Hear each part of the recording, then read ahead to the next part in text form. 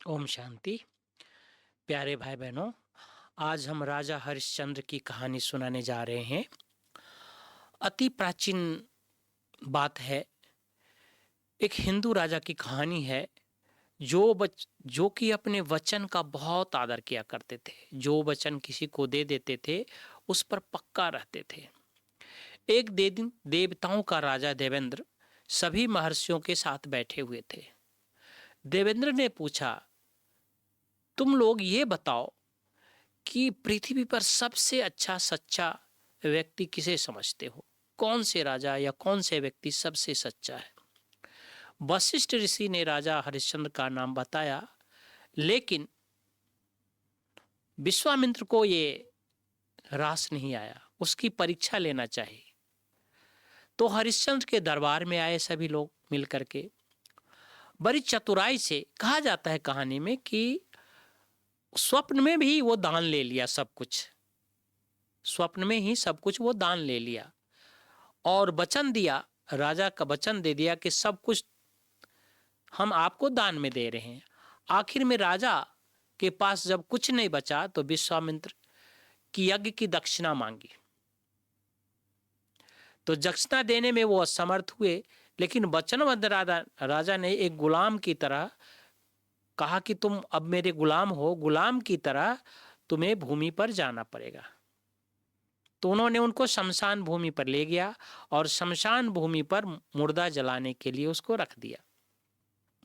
उसकी पत्नी को किसी के घर में नौकरानी थी बच्चे को लेकर के, तो बच्चे को सांप काट लिया और बच्चे को जब वो शमशान ले जाती है तो वो दक्षिणा देना होता है। उस समय लकड़ी की और वगैरह की पैसा देना पड़ता है जलाने के लिए, मुर्दा जलाने के लिए। उनके पास उसकी पत्नी का कोई पैसा नहीं था और वो जानती थी कि ये मेरा बेटा है।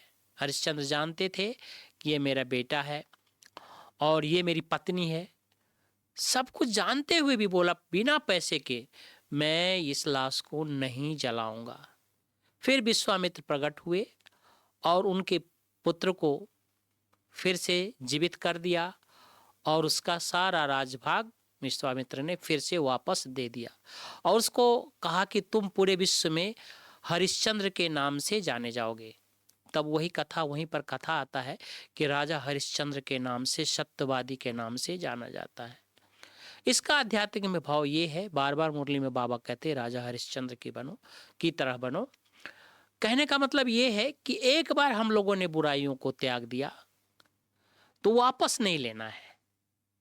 हमने बुराइयों को बाबा को दे दिया तो कैसी भी परिस्थिति आई, कैसी भी बात आई बाबा के सामने, कितनी भी बातें आई ब्रह्मा बाबा के सामने, उन्होंने कहा ब्रह्मचर्य व्रत को पालन करना है, करना है।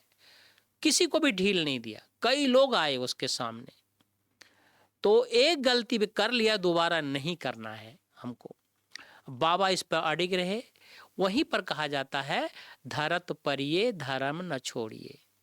हम सभी को, बाबा को जब हमने दान में दे दिया है सब कुछ, तो हम सबको ये फिर से वापस नहीं लेना है, राजा हरिश्चंद्र के तरह।